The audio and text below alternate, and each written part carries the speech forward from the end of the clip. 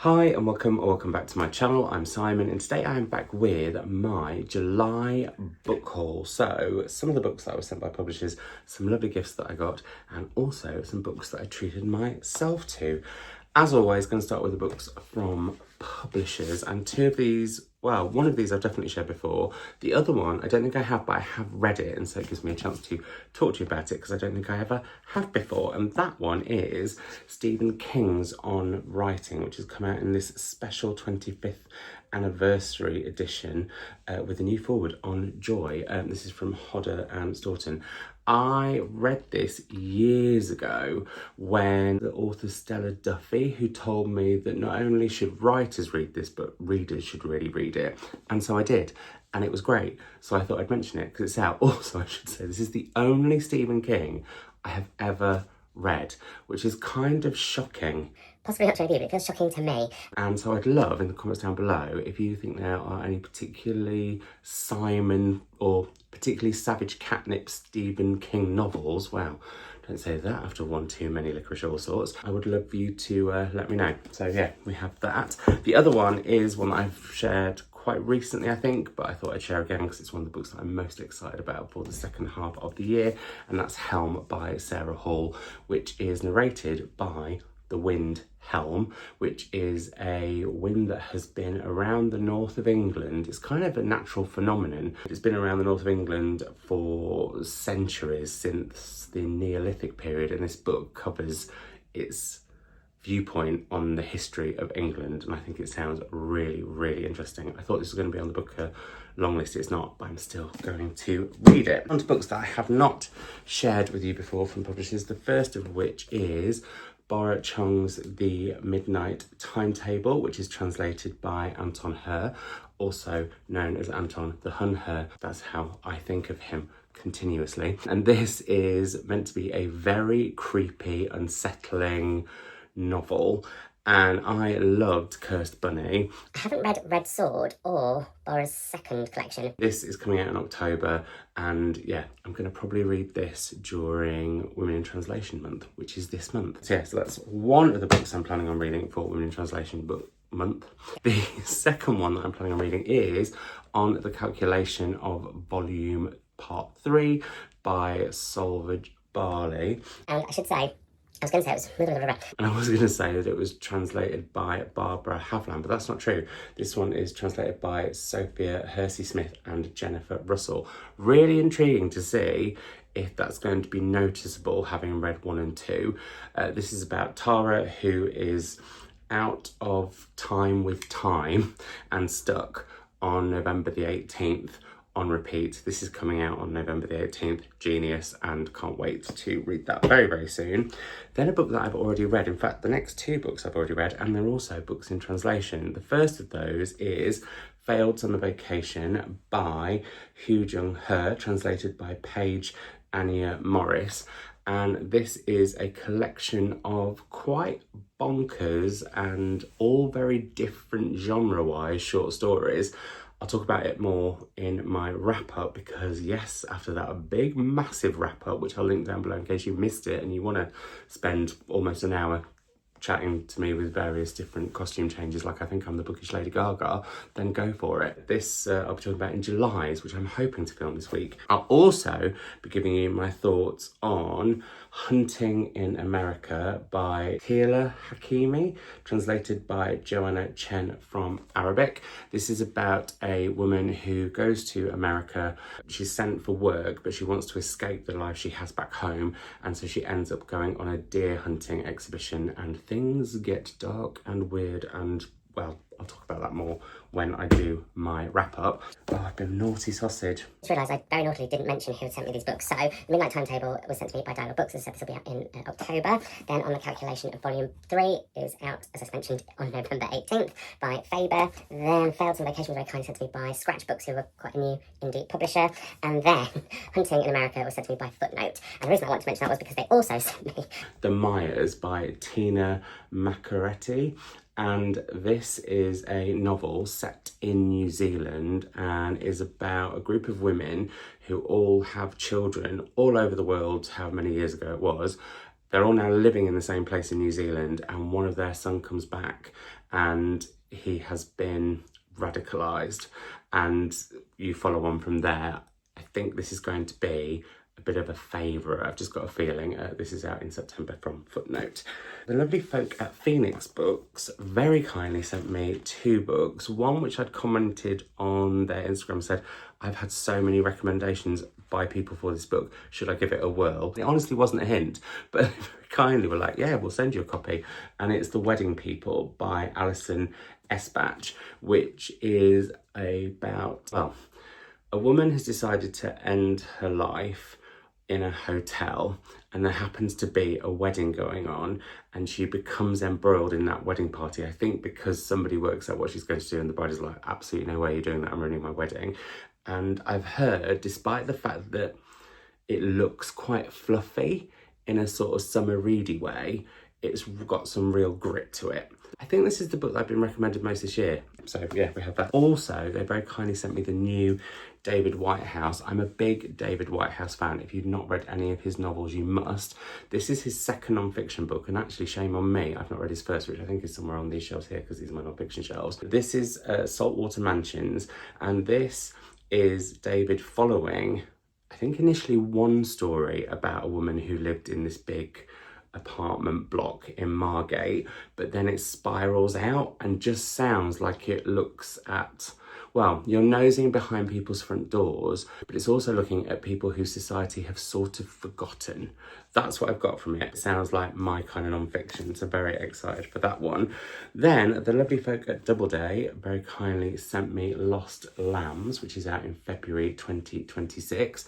This is about a very dysfunctional family. We follow, I think, the 3 siblings after their parents open up their marriage and chaos ensues. I'm obsessed with that cover. And as I have no space on my shelves for books coming out in 2026, I am going to be reading them as they arrive. So I'll be heading to this one very, very soon. Did I say it's Lost Lambs by Madeline Cash? I hope I did. People are raving about her as a writer, so I'm intrigued for that. And then we have another book that's coming out in 2026 in January that I will therefore be reading very soon, and that's Palaver, what a great word, by Bryan Washington. I have no idea what this is about. I'm just excited for it because I've read Bryan Washington before and really enjoyed his writing. And I have said many a time before that whenever I'm excited about an author's forthcoming book, because I've enjoyed them before, I just don't want to know what the book's about. I just want to go in knowing very little and seeing what journey the author takes me on. That's also the case with another book that the lovely folk at Atlantic sent me, which is Cursed Daughters by Oyinkan Braithwaite. Now, I have shown you this on the channel before. It didn't have this cover, it was a special hardback proof, which I'm going to give to my mother because Mum is so excited for this book, as am I should say. Absolutely loved My Sister the Serial Killer. I nearly tripped over that. My Sister the Serial Killer. I don't know much about this other than it's about curses that 2 women believe have been sent down from mother, grandmother onwards. Intrigued, can't wait. Just think that's going to be fab. Now, the lovely folk at Duckworth Books got in touch with me and asked if I would like to read this, and I'd seen that people were saying it could be up for the Booker, and the premise intrigued me. It's a Splintering by Aziz Amna, and I'm going to read you the blurb because this is what made me want to read it. So it says, in a village in rural Pakistan, Tara is waiting and watching. The smell of dung and dust hangs over her world. She's desperate to leave the petty life of the village and escape the iron grip of her violent, unpredictable brother. Marrying a middle-class accountant allows her to escape to the capital, but she soon finds that life as a respectable housewife is not sufficient either. She wants what the rich mothers at her children's school have. She wants what their husbands have, but can she truly shake her past? And what of the menacing spectre of her brother? A reminder of the threads that tie her to the life she left behind. I think this sounds great and isn't on the Booker Prize long list. However, I feel like maybe this could be a Women's Prize 2026 long listing. There, I've said it. I'm not doing predictions video quite yet, but that's one that I might put on there. As I might another book that's coming out in 2026 that I am very lucky to have an early advance copy of. This is out in February. It's Lean Cat, Savage Cat. I feel like they've spelt savage wrong. I don't know if you agree, but that's what I feel. It's by Lauren J. Joseph, and Olivia Lang says it's an erotic spectacular of self-creation and spiralling disintegration. I mean, that makes me want to read it already. Tori Peters says the book that's been missing from my reading habits. Lauren is a wit and an assassin from one sentence to the next. And I would agree. I absolutely loved Lauren's debut. At certain points we touch, which was one of my books of the year that came out. I can't test my brain like that. I feel like I want to say it was 2022, but I could be wrong. Probably am. Very excited for this. And then a book that I'm going to need to read very, very imminently, because I am doing not one but two events with this author this month, and it is Katabasis by R.F. Kuang, and this is a love story where we go to hell. I think. I haven't read it yet, so I don't know. I'm super duper intrigued for it and really looking forward to talking to Rebecca about it. Both on an online event for Waterstones booksellers and also at an already sold out event in York at the end of the month. Really, really excited for this, and I'm delighted that Harper sent me this book, as they did another author's latest book who I'm also doing an event with in August, and that is Juno Dawson's Human Rights, which is the finale to the trilogy Her Majesty's Royal Coven.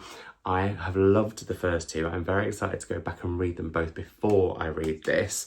So that's going to be quite a bit of my reading month, heading to hell and to witchy vibes. So it's giving Summerween, which is not something that I didn't take part in. But it doesn't end there either, because what about a horror novel around, or a medieval horror novel around nuns? This is the penultimate book that I got from publishers last month, and it's The Starving Saints by Caitlin Starling. I just kept seeing this everywhere on my socials, and I've talked before on the channel about how I really enjoy nuns in fiction. I don't think I've ever read a horror novel with nuns in it, but it intrigues me all the more, and I don't really know all the ins and outs because, as I've said before, literally in this video, I'm a contrary fairy Mary, and when I get an idea that a book's going to be for me, that's enough. I then just want to find out the rest for myself and see where the book takes me. So we'll be heading to this, probably not in the summer, but I am thinking of doing a nun-based reading vlog later in the year, and this will be part of that. And then last but not least from publishers is The Compound by Aisling Rule, which is said to be a book for anyone who loves reality TV, particularly Love Island. And I have to confess, I am one of those dreadful people who does really enjoy Love Island, although this year, I won't lie, Love Island UK has seen some of the most disgusting, misogynistic, awful behaviour from men I think I've ever encountered, and ending up watching a show where lots of young women are just crying over them has been quite depressing. That's not what this is about, though. This is about a reality TV show that goes super duper wrong. It has been a recent Radio 2 book club pick. And on that note, I will be on the Radio 2 book club podcast on Tuesday recommending 5 summer reads. So there we go. And also, I'm hoping we'll have more time to read once the actual Love Island finishes and I don't lose 45 minutes to an hour every single day, although I'm still getting through Real Housewives, so anyway. Then on to 3 books that were very kindly sent by some of you lovely lot. The first 2 were very kindly sent by Emma Sims. They are Disco Witches of Fire Island by Blair Fell.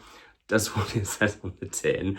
This sounds so camp and so bonkers, and ever since I found out I was doing the summer recommendation show for Radio 2's book club with Sarah Cox, I've been really thinking about how much summery kind of reads do I really read, and this I think is that sort of perfect queer witchy bonkers summer read that I always hope to escape to and then never do. Emma also very kindly sent me Junie by Erin Crosby Eckstein, which the lovely Cole, whose channel I'll link down below, has raved about and got me really, really interested in. This is all about a young enslaved girl called Junie who I believe brings her sister's ghost to life in some way in order to possibly change her future. I do think this is going to be a haunting, hainty, possibly again a good book for Summerween, even though I think actually the official Summerween has been and gone, but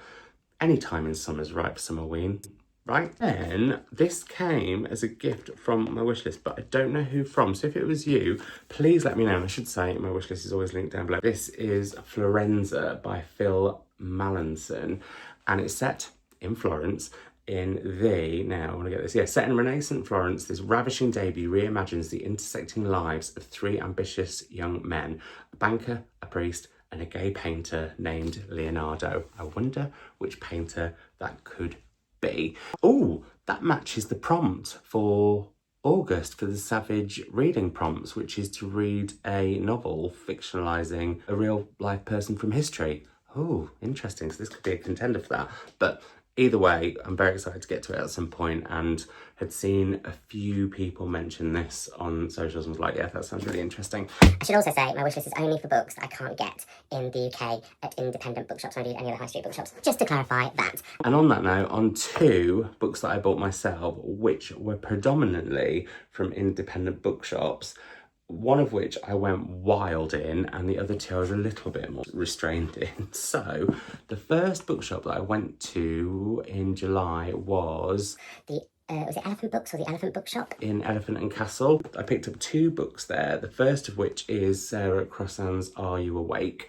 I absolutely loved Sarah Crossan's previous novel for adults so much, and have been meaning to get to this when it came out in hardback, when it was called Hey Zoe. I think this has caused a little bit of confusion from some of the comments that I've on Instagram, where people think there's a new Sarah Crossan book, but actually, no, they've already read it. They've just changed the title and given it quite a different cover. But I'm super duper intrigued for this one. This is about a woman who finds a sex robot in her garage, and it's something that her husband's been keeping a secret. But I believe, as well as it being quite an unusual premise in terms of like how that sounds a bit salacious and funny, there's some real dark layers to it, which is just my kind of thing.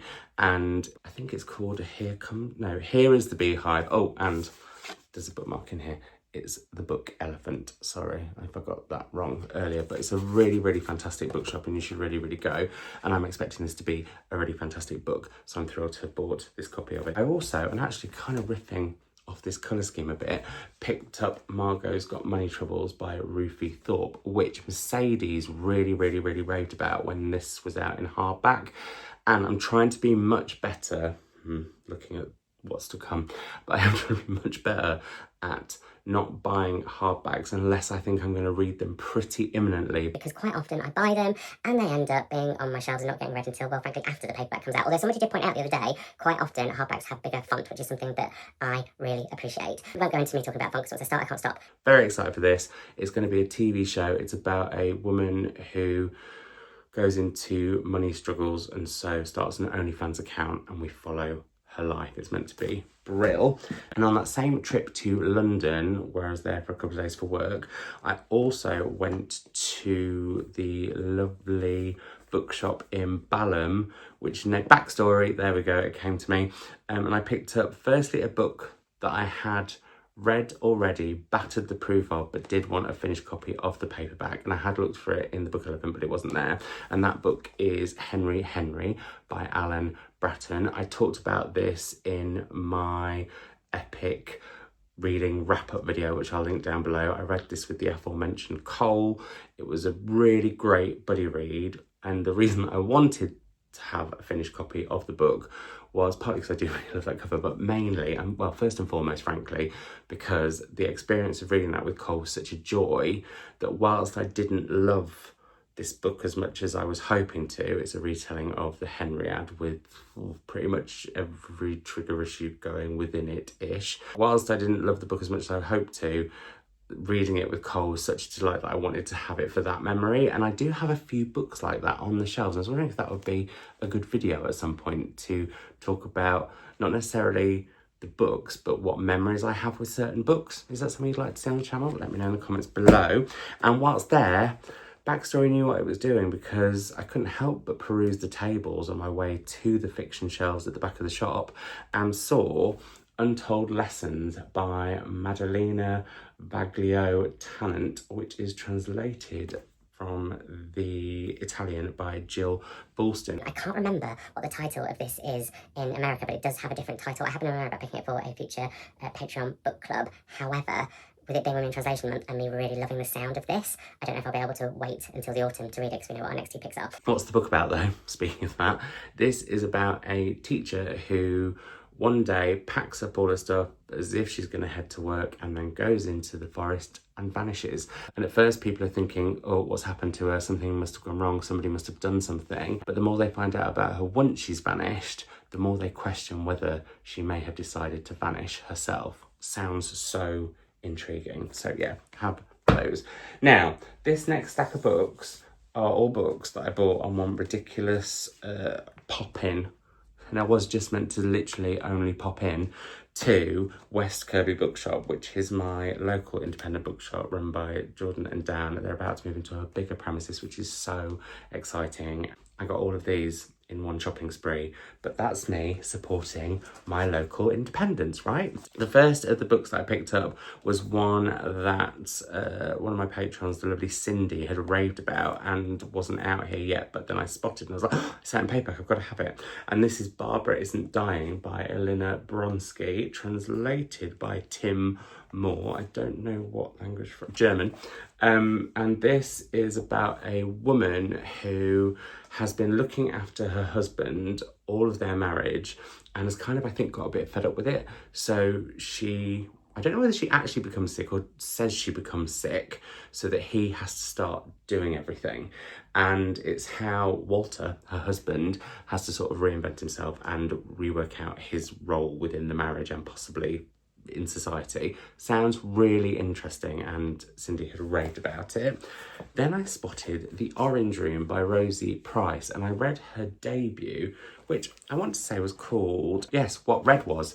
So Rosie clearly likes a book with a colour in the title, and this is about a woman who I think becomes a chef and things in the workplace go awry. I might have got that completely wrong, but because I enjoyed What Red Was, when I spotted this, I was like, oh, that's the author of What Red Was, and I didn't realise that she'd had a second book out. I was like, oh, well, I need to read that one regardless, so I will be. Then we have a book that lots of lovely people have raved about, including the lovely Jen Campbell, and it was her that made me really, really want to read this. It's So Thrilled for You by Holly Bourne, and this is about a group of friends, I think one who is pregnant, one who maybe has already had children, one who is trying for children via IVF, and one who doesn't want to have children. And it looks at the complexities of that within a friendship, but also what happens when something goes really awry. I feel like maybe at a baby shower. And yeah, it just sounded really, well, this sounded like the sort of thing that would be summer escapism for me. And so yeah, I guess I'm getting this nice little pile of books that, should I be lucky enough to go away at some point over the next month or so, I can take with me. That will be one. Then this cover caught my eye and I was like, okay, I need to find out what Mayra by Nikki Gonzalez is all about. I just love that cover. There's something really creepy and intriguing about it. And it says, a haunting exploration of female friendship, desire and memory set against the sultry backdrop of Florida's swamplands. I don't need the rest of, no, I don't need the rest of all of that. That just does the trick. That's the perfect length of a blurb, I think. Just the perfect teaser. Those of you who've seen it may remember when I was talking about my summer reading plans. Let's not talk about how I've done with those, move swiftly on. But what I was really hoping in terms of vibe, if I want to use that term, which I don't really, but what I was hoping for with a summer reading vibe this year was that atmospheric, brooding swampiness. And that sounds like it's going to have it in, well, spades. Then I did not know that this author had a debut novel out, but once I did, it was this book that sent me to West Kirby Bookshop. It's Ursa Daly Ward's The Catch, and I have loved everything of Ursa Daly Ward's that I have read. Poetry and her memoir, The Terrible, is like one of my favourite non-fiction books. I think it's absolutely fantastic.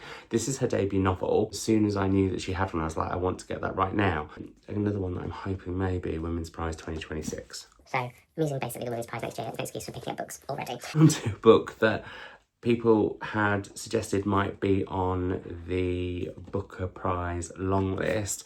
And when I looked into it, I was like, oh my goodness, this sounds like it could be one of my favourite books of the year for various different reasons. It ended up on the Booker Prize long list, and it is Endling by Maria Riva, which is about 3 women on a road trip in Ukraine. They have an endling with them, which happens to be a snail, hence the snail-shaped cloud on the cover, which is the last of its kind. What intrigues me about this is set in the Ukraine in the lead up to the Russian invasion. I'm purposefully choosing not to use the word war because, having worked with lots of libraries in Ukraine, I know that this has been going on for a lot longer than we have been aware of it. So all of that has just made me really, really desperate to read it. Yeah, very, very excited for that one. And then last but not least, from the books that I bought in West Kirby and from independent bookshops last month was One Yellow Eye by Lee Radford. So I was trying to read it backwards, looking that way instead of just here. This caught my eye quite literally because of the cover, and it sounded very unlike anything I usually read, but that made me all the more intrigued for it. This is set when there has been a zombie pandemic.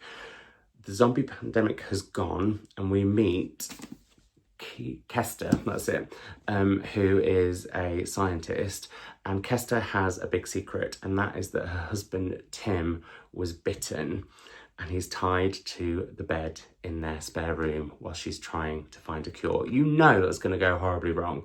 And this again feels like one of those perfect sort of summer escapist reads, or just maybe more escapist reads that I want to sprinkle throughout my reading all year round. But yeah, we have that one.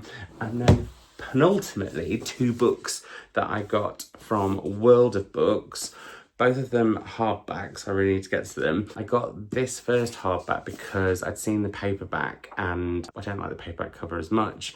And also, Mum has talked about this book a lot on her channel, which I'll link down below. And yeah, the way she was talking about it recently and the weight of the paper and the woodblock illustrations inside it, I was like, okay, I do need to get my mitts on the hardback. So yeah, World of Books is where I got it from. And it's Why Fish Don't Exist, a story of loss, love and the hidden order of life by Lulu Miller. I know the wonderful Lena, whose channel I will also link down below, really, really loved this too. And I believe it's about... Now, I need to get this right. It's about Lulu looking into someone that her father was a massive fan of. And when she does so, she discovers that this scientist, I think it is. Oh, so this is where I'm dreadful, because what I've done is heard lots of other things about it and tried to block them out because I just want to read it myself. He became a big fan of David Starr Jordan, who was a 19th century taxonomist who had all this collection of fish that he had pickled, I'm assuming. And then the whole, due to some accident, like the whole thing fell apart. And crashed and broke, and he had to piece it all together. But then there's something really dark about his history that Lulu Miller finds out. I pitched that really badly. My mum has pitched that way better, but yeah, I want to get to that one soon. And then I have a collection of short stories. I'm dreadful for buying short story collections. I need to make sure that I'm reading more of them. This cover has been really, really teasing me when I've been into bookshops. And somebody recently raved about it and I was like, oh, I can't wait for the paperback, I just can't. So I went to World of Books and they happen to have it. It's a beautiful Read the right way round, Simon. Don't try and read your own screen. It's A Beautiful Lack of Consequence by Monica Radojevic. And I read Monica's, was it her poetry collection, I think, that I read, that was brilliant. Yes, Teeth in the Back of My Neck. And I really, really loved that poetry collection. And so when I saw that she had a collection of short stories, I was really, really intrigued because I love it when poets write fiction. Throw in that incredible cover and the fact that the stories are meant to be really bonkers, really quirky, and on the back it says, for the girls, always the girls. Job done. Absolute job done. And then last but not least, a book that I had imported via Blackwell's because I had to get this as soon as possible after it came out, is This Is Not a Ghost Story by A. Now, I first encountered A. when the big mega hit One Thing came out back in, well, I don't want to age me or A. so we'll just say a few years ago. And then, well, a few years ago, literally, discovered that she had a booktube channel and was a huge fan of it. Amra set up an incredible book club. I'm a big fan of her and everything she does for literature. This is her debut novel. I'm intrigued for this in so many ways, but don't want to know too much. Well, I read the premise when it was announced it was coming out and I just thought it sounded great.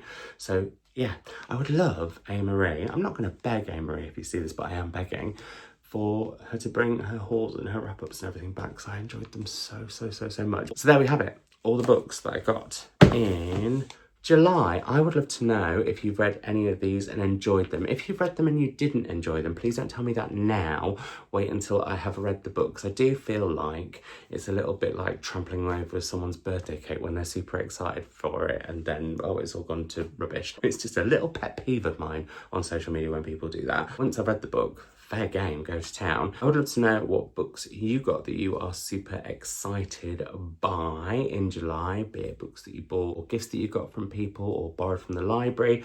I have had a few people commenting on why I don't use my local library.